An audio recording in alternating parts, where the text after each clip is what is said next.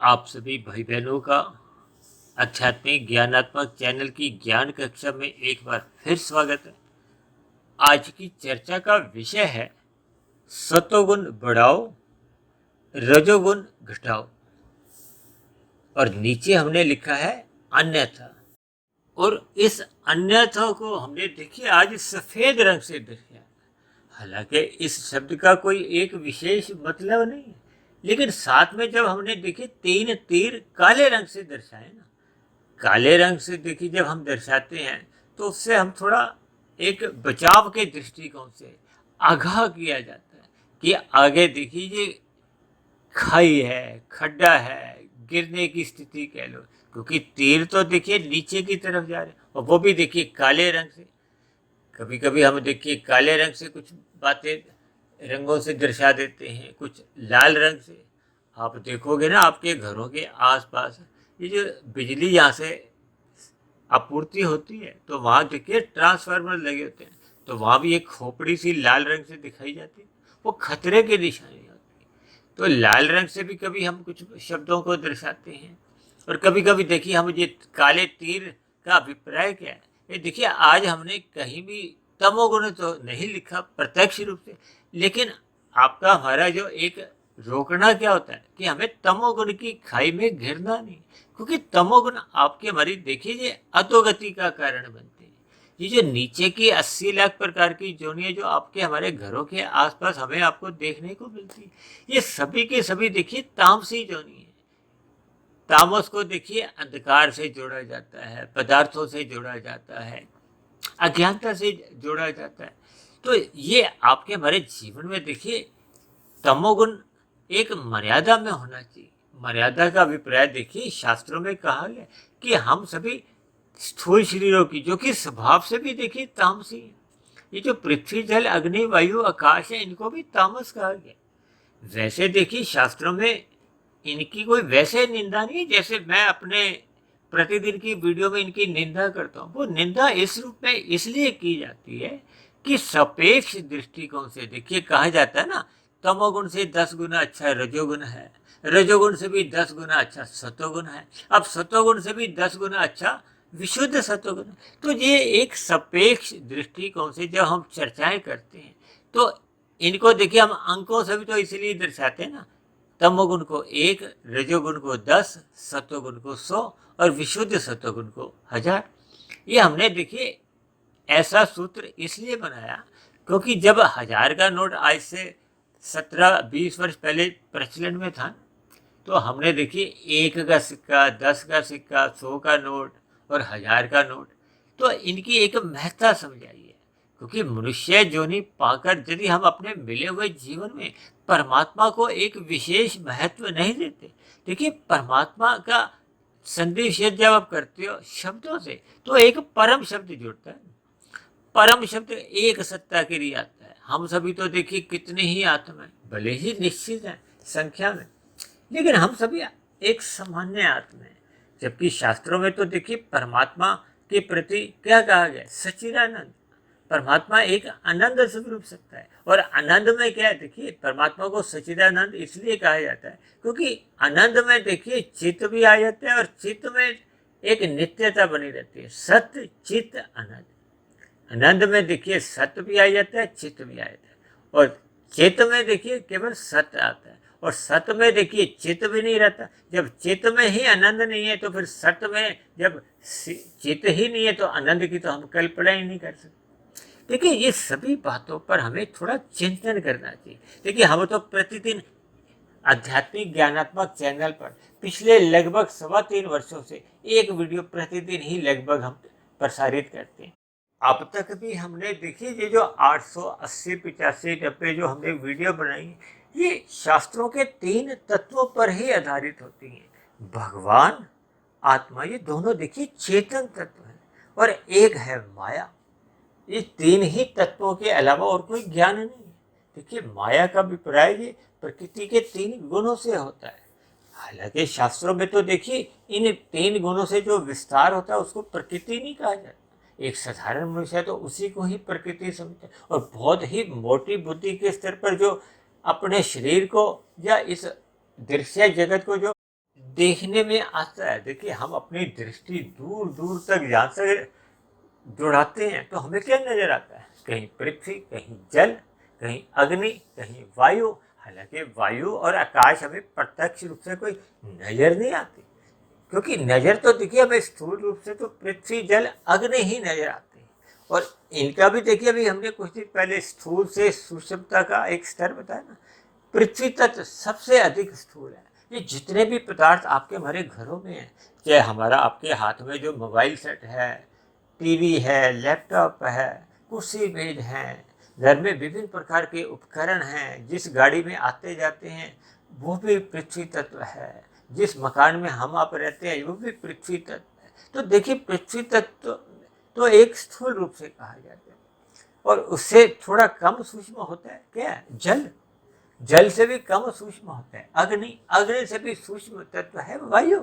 वायु तो देखिए हमें केवल स्पर्श होता है ना, उसका तो हमें दिखाई भी नहीं देता। और ये जो आकाश है, अक्सर एक मनुष्य आकाश किसको कहता है? वो खुले आसमान को देखिए आकाश कहता है, गर्दन ऊपर करके कहता है ये चांद सितारे, ये सूर्य, ये आकाश में। जबकि आकाश तो देखिए आपके हमारे घर में भी है। जो जो खाली जगह है वो उसको आकाश कहा गया। तो ये सभी पांच तत्व भी देखिए तामसी कहेगी। इसके बाद आपके हमारे देखिए आगे के जो तत्व आते हैं, यानी कि प्रकृति के जो तीन मूल रूप से जो तत्व हैं, हालांकि उनको एक इकाई कहा जाता है जब ये सम अवस्था में होते हैं। तमोगुण, रजोगुण और सतोगुण। देखिए जैसे हम प्रतिदिन इनको एक सपेश दृष्टिकोण से एक सतोगुण से जुड़ने की कहते हैं, या सतोगुण से भी फिर हम विशुद्ध सतोगुण की साधना के लिए प्रेरित करते हैं, उस तुलना विशेष से देखिए हम तमोगुण की अक्सर निंदा करते हैं। हालांकि ये जो हम प्रतिदिन देखिए नींद लेते हैं, सोते हैं, आराम करते हैं, ये भी देखिए तमोगुण के कारण ही है। यदि हमारा तमोगुण उस स्थिति विशेष में नहीं आएगा तो आपको देखिए नींद भी नहीं आती। और जब देखिए हम बिस्तर पर लेटते हैं तो हम अपने स्थूल शरीर को एक निष्क्रिय स्थिति में लाते हैं, आलस्य की स्थिति में लाते हैं, आराम की स्थिति में लाते हैं। और यदि हम आराम की स्थिति में तो स्थूल शरीर को ले आते हैं, लेकिन मन में विचार दौड़ते रहते हैं, वृत्तियाँ आती हैं, फुर्ने जागते रहते हैं, इधर उधर की चिंताएं में हम मन दौड़ाते हैं, तब भी देखिए हमें आपको नींद नहीं आती, क्योंकि उस समय पर आपका हमारा ये जो मन बुद्धि है, यानी कि सूक्ष्म शरीर जागा होता है। जब हम सूक्ष्म शरीर और स्थूल शरीर दोनों को सुलाते हैं तभी आपको हमें नींद आती है। देखिए ये सभी बातें हम अलग विषयों पर पहले भी चर्चाएं की हैं। आज हमारा केवल विषय क्या है कि हमें अपने मिले हुए जीवन में सतोगुण बढ़ाना चाहिए।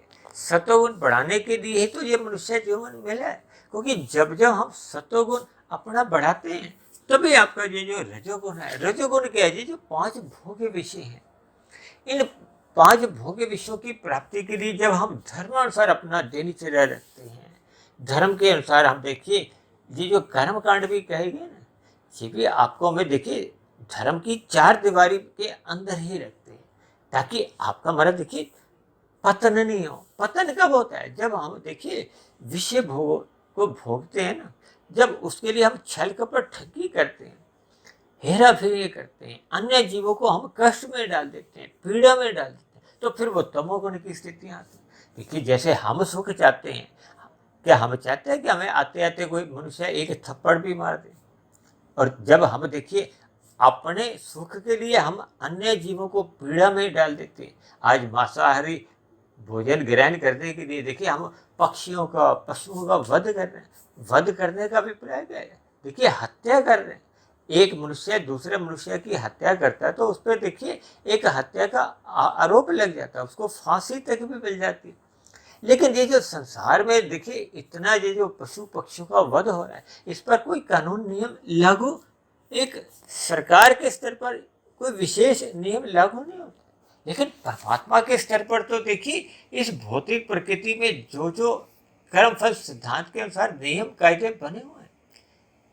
शास्त्रों में कहा गया कि कौन कौन से कर्म आपको हमें करने हैं, किन किन कर्मों से हमें बचना है, उनको निषेध कहा गया। ये तो देखिए विस्तार से वेद शास्त्र में ही विस्तार से इनकी चर्चाएं आती हैं। उसके बाद उपनिषेध, पुराण, विभिन्न प्रकार के ऋषिगत ग्रंथ लिखे, उनमें भी व्याख्या आती है। और हम तो देखिए प्रतिदिन ही वीडियो जो बनाते हैं उनमें देखिए कर्मफल सिद्धांत के ऊपर भी चर्चा अक्सर करते रहते हैं।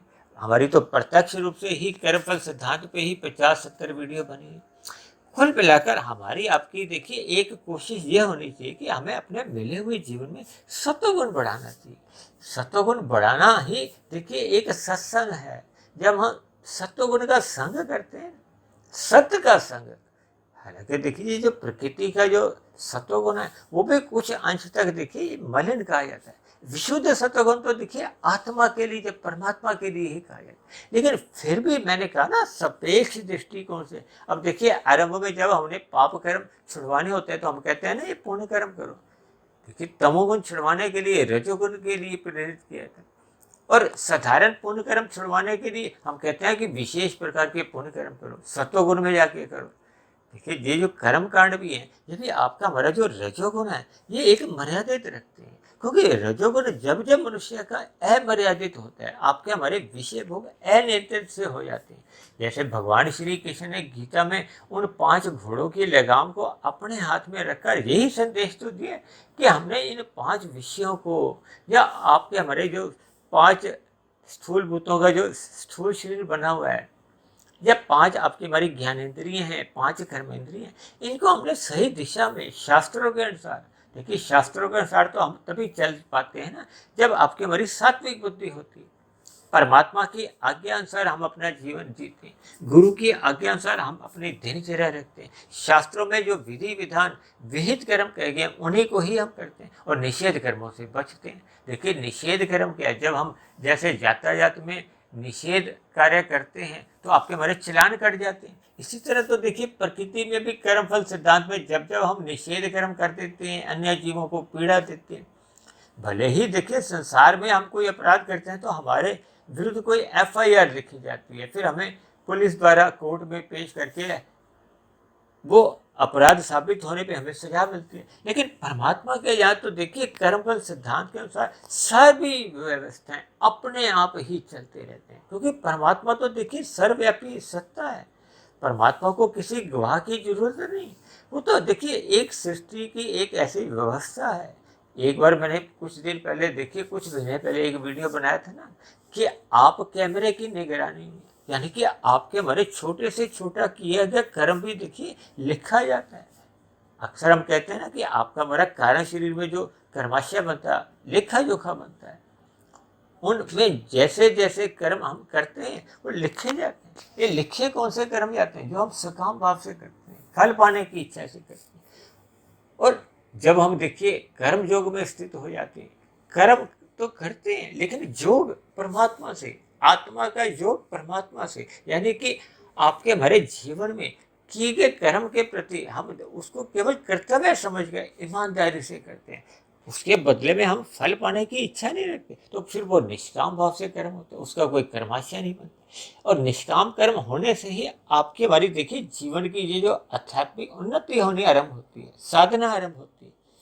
आरंभिक स्थिति देखिए कर्म योग की होती है, फिर ज्ञान योग की, फिर भक्ति योग। भक्ति योग होने से ही तो आपके हमारे कार्य शरीर में जो पहले के पूर्व मनुष्य योनि में या वर्तमान बीते हुए वर्षों के जो आपके हमारे बुरे संस्कार, भोग के संस्कार, अज्ञानता के संस्कार जो बन चुके होते हैं, उनको हमें समाप्त करना होता है। जब तक देखिए हम संस्कारों को कहो या बुरे स्वभाव को हम समाप्त नहीं करते, तो फिर तो मन और बुद्धि में देखिए कार्य शरीर में विभिन्न स्थितियां बनती रहती हैं, उनमें फुरने मन और बुद्धि में आएंगे। मन और बुद्धि में जब फुरने आएंगे तो वो अगर अधिक वेग से आएंगे, जैसे देखिए तूफान जब अधिक वेग से आता है, कभी कभी हम कहते हैं ना जब क्रोध आ जाता है, तो वो क्रोध क्या है? वो एक प्रकार का एक तूफान ही होता है। ये जितने भी देखिए तूफान हैं या क्रोध हैं, ये कोई लंबे घंटों के या दिनों के हिसाब से नहीं आते, ये कुछ मिनटों के ही होते हैं। ये तूफान भी देखिए कुछ मिनट के ही होते हैं। कभी कभी आपने सुना होगा ना कि देखिए उस समुद्री इलाके में कोई तूफान आए तो कितनी बर्बादी कर जाता है, तबाही कर जाता है। इसी तरह आपका हमारा क्रोध भी देखिए कुछ समय का आता है और उसमें कितने ही बड़े बड़े अपराध कर जाता है, जिसका हम देखिए नीचे की जोनियों में जाकर कितने ही लंबे समय तक देखिए दुख भोगते हैं। संसार में अक्सर लोगों को ये भ्रम की स्थिति होती है कि 84 लाख योनियों में भ्रमण करने के बाद मनुष्य योनि मिलती है, जबकि शास्त्रों में कहा गया है कि मनुष्य जीवन तो तभी मिलता है जब संचित कर्मों में पाप और पुण्य कर्मों की तुल्यता रहती है, जब पुण्य कर्मों की अधिकता रहती है। और यदि पाप कर्मों की अधिकता हो गई है, पुण्य कर्मों की न्यूनता आ रही है, और ये अनुपात देखिए 80% पाप कर्मों का हो गया है और पुण्य कर्मों का मात्र अनुपात 20% ही है, तब ऐसी स्थिति में देखिए नीचे की योनियों में दुर्गति होती है। देखिए अधोगति का अभिप्राय तो होता है कि मनुष्य मरने के बाद पशु योनि में या पक्षी योनि में चले जाता है, तो उसके बाद कुछ योनियों में भुगत कर वो अपने पाप कर्म का भुगतान करके फिर वो मनुष्य योनि में आया। लेकिन जब दुर्गति हो जाती है, देखिए 80% के पाप कर्म कब वो कम होते होते जब वो घट घट के चाहे लाखों करोड़ों अरबों खरबों कितने ही जन्म लेने पड़े। देखिए एक मच्छर कीट पतंगे बैक्टीरिया ये तो एक एक दिन में ही देखिए 100 बार इनके जन्म मरण होते हैं। ऐसी बातें देखिए सुनने में बहुत ही एक भयानक स्थिति कहो या विश्वास नहीं होता, लेकिन ये तो देखिए आपको हमें तर्क पूर्वक इन पर विचार करना होगा। और विभिन्न परिस्थितियां मैंने बताया ना जीवन में आपके हमारे बनती है। आप खंभे पे देखो कितने ही मच्छर होते हैं, विशेष रूप से देखिए मानसून के दिनों एक एक खंभे पे कितने मच्छर हैं, कितने ही खंभे कितने ही मच्छर होते हैं। कभी कभी देखिए कोई जैसे कहते हैं ना पराली की फसल कटती है तो वहाँ कितने ही वो कीटाणु उड़ उड़ के इधर उधर मक्खियाँ मच्छर कई हैं। तो देखिए इन सभी स्थितियों में देखिए जीव कितने ही हैं, जबकि मनुष्य तो देखिए कहा जाता है कि इस संसार में तकरीबन 900 साढ़े 900 करोड़ है, 215 20 25 देश है। तो इन सभी स्थितियों का हमें अंदाजा लगाना चाहिए। ये तभी लग पाता है जब हम ज्ञान में स्थिति में रहते हैं, जब हम अपना सत्वगुण बढ़ाते हैं, जब हम ब्रह्म मुहूर्त का संग करते हैं। देखिए मिले हुए जीवन में मनुष्य जितना अधिक सत्वगुण का संग करता है, देखिए मनुष्य को परमात्मा ने खुला छोड़ रखा है, यानी कि कर्म करने की एक स्वतंत्रता दे रखी है।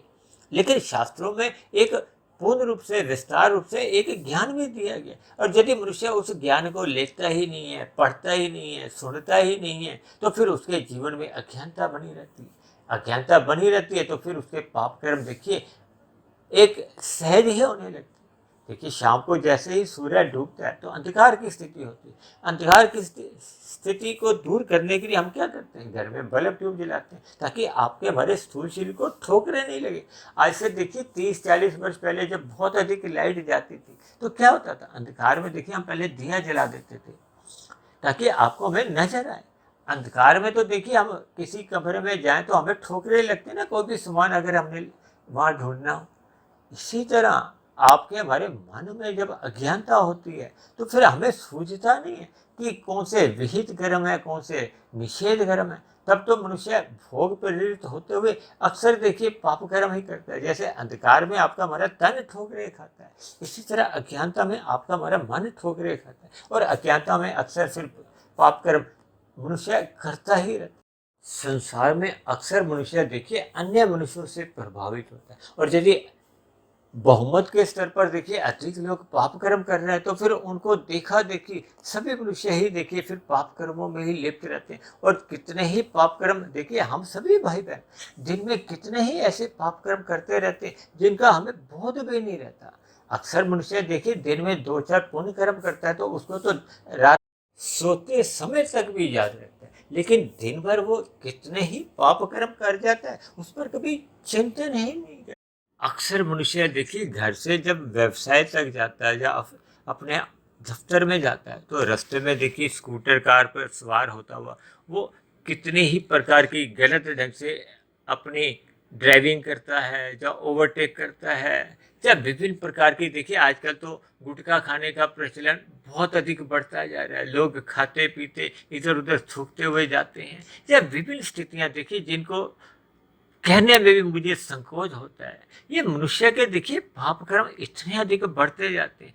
अक्सर सत्संग के अभाव में, यानी कि जब मनुष्य का देखिए सत्वगुण न्यून स्थिति में होता है तो वो इन छोटी छोटी बातों पर देखिए विचार ही नहीं करता। अक्सर मनुष्य देखिए कुछ देखे जाते हैं कि लोग केला खाते हैं, केला खाने के बाद छिलका इधर उधर फेंक देते हैं। सर्दियों के दिनों में लोग देखिए मूंगफली खा रहे हैं तो मूंगफली खाते खाते जो छिलके होते हैं वो भी सड़कों पे फेंक दिए जाते हैं। देखिए, इन सभी स्थितियों पर हमें चिंतन करना चाहिए, विचार करना चाहिए। ये विचार तभी हो पाता है कि जब मनुष्य सत्संग करता है, सात्विक दिनचर्या बनाता है। देखिए, हम सभी भाई बहनों के जीवन में प्रतिदिन 24 घंटे आते हैं। इन 24 घंटों में देखिए, ये जो 3 गुण है, तमोगुण, रजोगुण और सतोगुण, ये एक क्रम में आते हैं।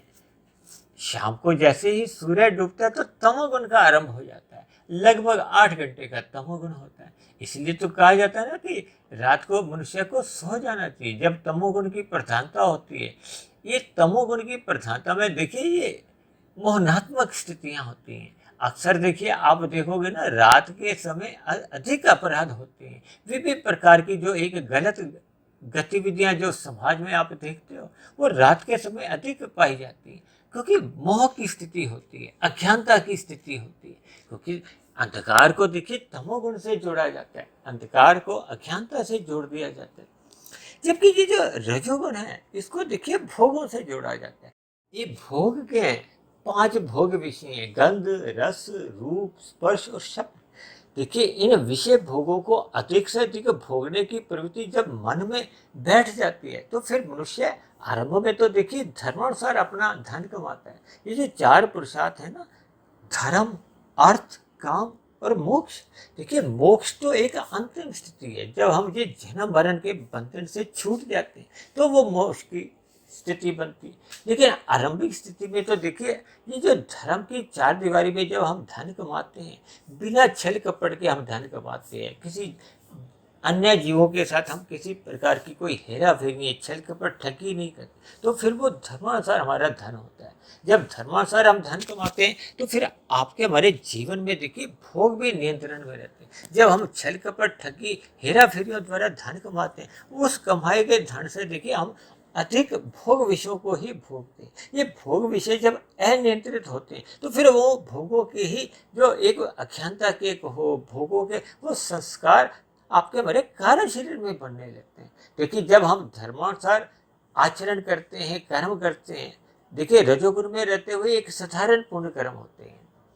जब मनुष्य का रजोगुण गहरे तल पे हो जाता है, अभी तो मैंने कहा है ना, देखिए सतोगुण बढ़ाओ, रजोगुण घटाओ। घटाओ का अभिप्राय है कि हमने इन विषय भोगों पर एक मर्यादा लानी है। मर्यादा का अभिप्राय कि हमने केवल अपने स्थूल शरीर की अवस्था तक ही अपने जीवन को ढालना चाहिए, जिसको कहते हैं ना सादा जीवन उच्च विचार। सादा जीवन का अभिप्राय क्या है कि हमें दाल रोटी खानी चाहिए, एक साधारण दिनचर्या रखनी चाहिए।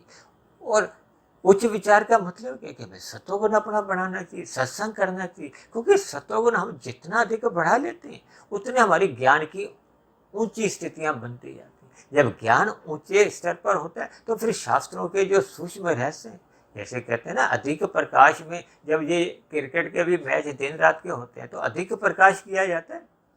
अधिक प्रकाश को ही आप ज्ञान से समझ सकते हो। जब छोटी सी गेंद अधिक प्रकाश में नजर आ जाती है, तो इसी तरह जब हम ज्ञान की ऊंची स्थितियों में पहुंच जाते हैं, ब्रह्म मुहूर्त में उठ जाते हैं, ब्रह्म मुहूर्त में हम शास्त्रों का अध्ययन करते हैं।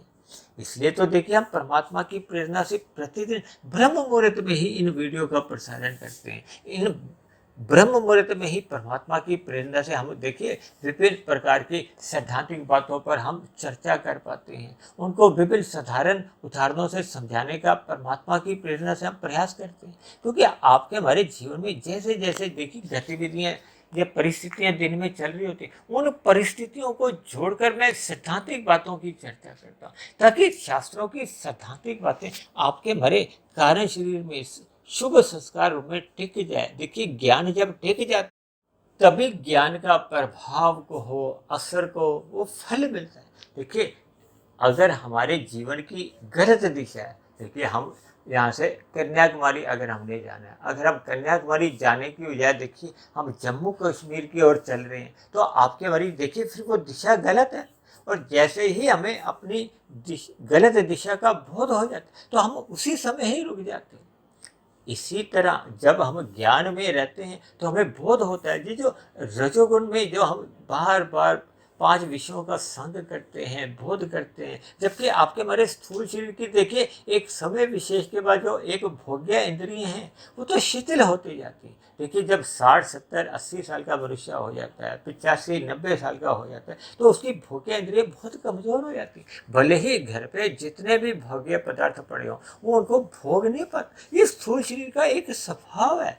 इन सभी बातों पर हमें विचार करना चाहिए। जबकि हम जैसा अधिक भोग करते जाते हैं तो फिर उन भोगों को भोगने की आपके हमारे भीतर में एक वासना बनती जाती है। वो वासना कारण शरीर में जब बहुत गहरे तल पे बन जाती है तो फिर आपका जब स्थूल शरीर की इंद्रियां तो देखिए उन विषय भोगों को भोगने में असमर्थ होती है। तब ऐसी स्थिति में वो अधूरी वासना ही फिर आपके हमारे नए जन्म का कारण बनती है।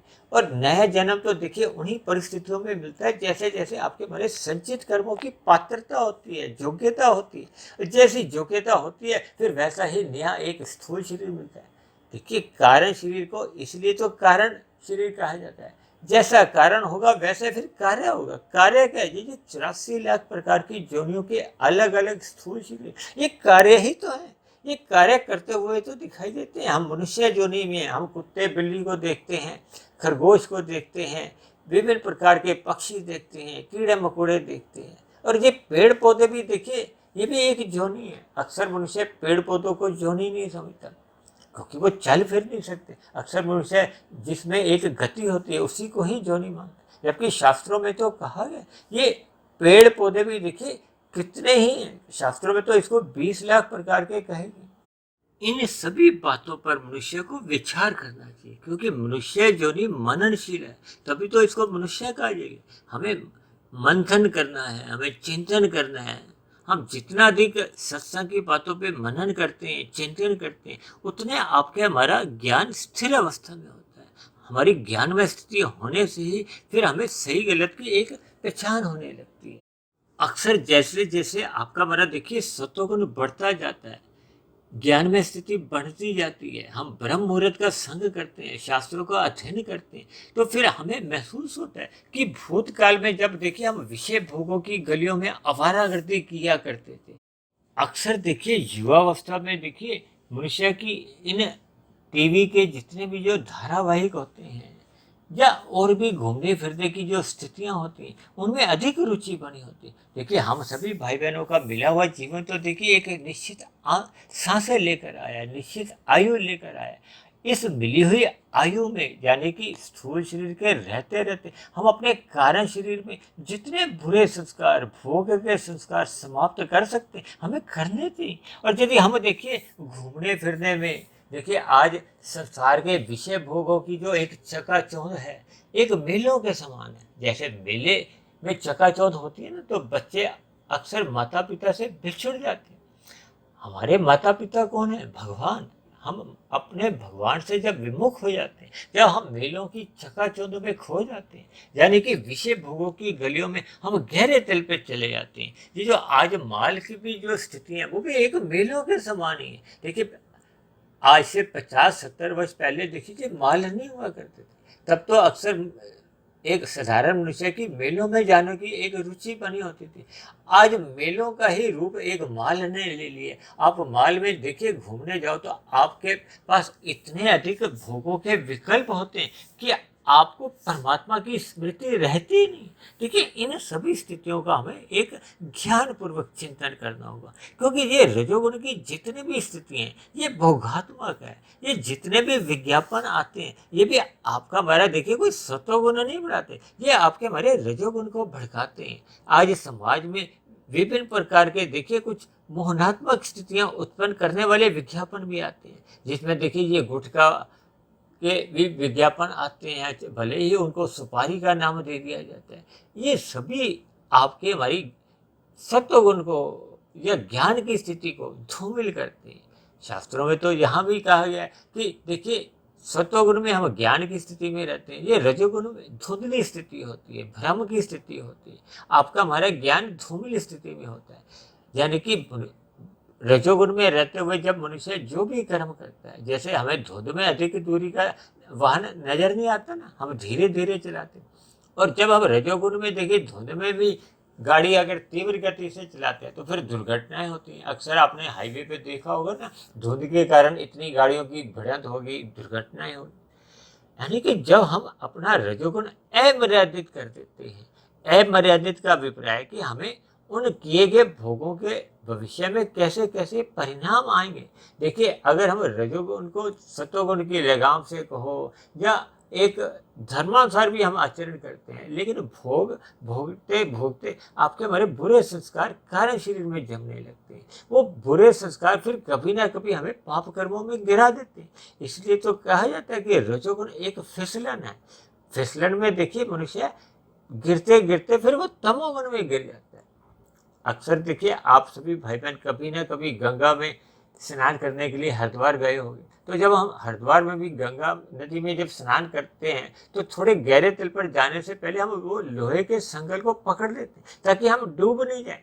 ये संगल क्या है? देखिए, हम जब सतोगुण का एक संगल कहो या सतोगुण की एक लगाम से अपने रजोगुण को मर्यादा में रखते हैं तो कम से कम फिर मनुष्य देखिए रजोगुण में तो स्थिर रहता है, वो तमोगुण में गिरने से बच जाता है। ये जो आज मैंने देखिए 3 स्थितियां बताई ना, मैंने आज देखिए तमोगुण का तो कहीं नाम निशान ही नहीं लिखा, कहीं शब्द भी नहीं लिखा, लेकिन मैंने अन्यथा शब्द में ही वो सारे के सारे आपके एक शिक्षा रख दी है कि हमें इस पर विचार करना चाहिए। ये जो 3 नीचे काले तीर जा रहे हैं, ये तमोगुण की ओर ही जा रहे हैं।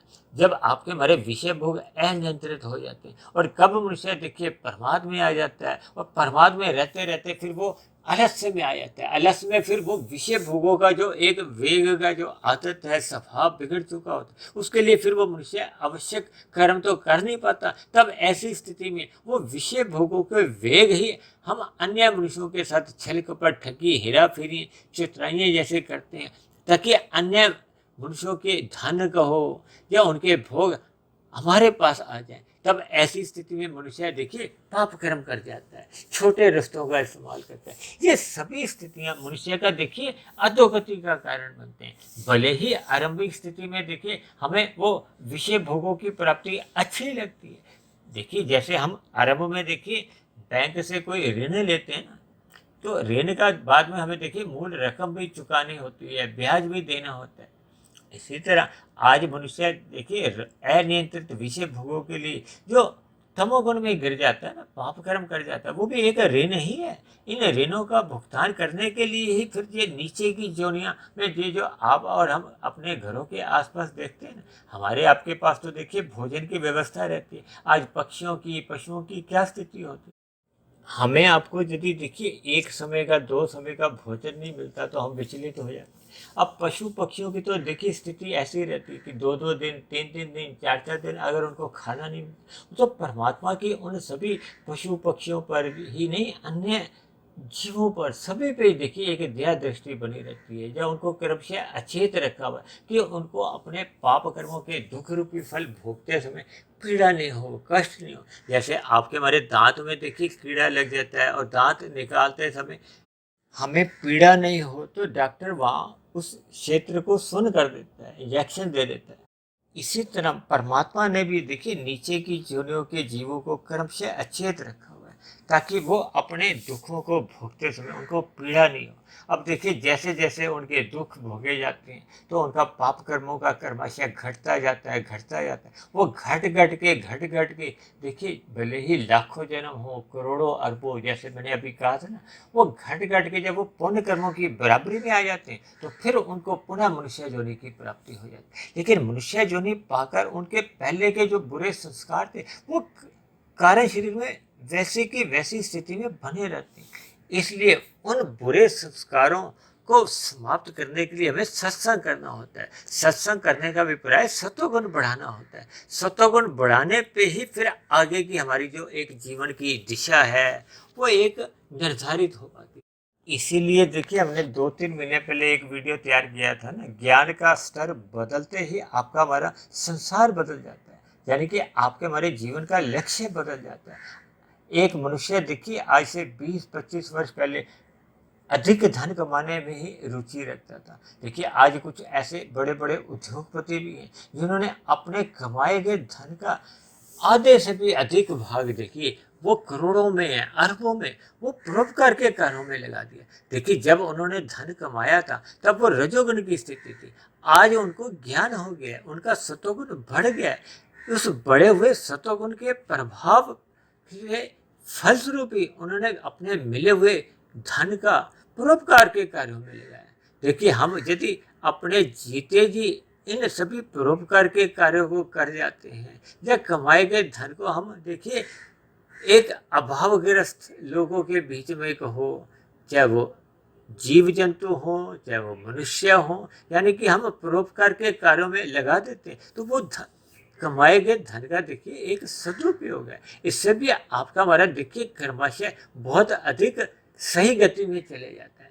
तो इन सभी बातों को ध्यान में रखते हुए हम सभी भाई बहनों को सर्वप्रथम अपना देखिए सत्वगुण बढ़ाते रहना चाहिए। और सत्वगुण बढ़ाने का एक सर्वोत्तम समय होता है ब्रह्म मुहूर्त का संग करना, क्योंकि ब्रह्म मुहूर्त में एक सत्वगुण की एक शुद्धतम अवस्था होती है। उस शुद्धतम अवस्था का मनुष्य जो संग कर लेता है तो उसके अंदर अज्ञानता के, भोग के जो संस्कार होते हैं, बुरे संस्कार, वो जल्दी से समाप्त होने लगते हैं। फिर उसका दिन का जो एक रजोगुण है वो मर्यादित रहता है। जब आपका हमारा रजोगुण घटने लगता है, जब मर्यादा में रहने लगता है तो फिर मनुष्य के पतन की कहो, अधोगति की सभी संभावनाएं समाप्त हो जाती है। क्योंकि कोई भी मनुष्य देखिए पाप कर्म तभी करता है जब उसके विषय भोग अनियंत्रित होते हैं, और विषय भोग तभी अनियंत्रित होते हैं जब उसके जीवन में सतोगुण का अभाव होता है, सत्संग होता नहीं है। इन सभी स्थितियों का देखिए एक आपस में संबंध बना हुआ है। इसलिए तो देखिए मैंने आज की वीडियो का नाम ही क्या रखा है कि अपना सतोगुण बढ़ाओ, रजोगुण घटाओ। देखिए जब सतोगुण बढ़ेगा तो रजोगुण अपने आप ही घटेगा और तमोगुण से हम बचेंगे। देखिए ये सभी स्थितियों का आपस में एक संबंध है। जैसे जैसे कहते हैं ना, सतोगुण आता है, जब प्रकाश आता है तो अंधकार सहज ही भागने लगता है।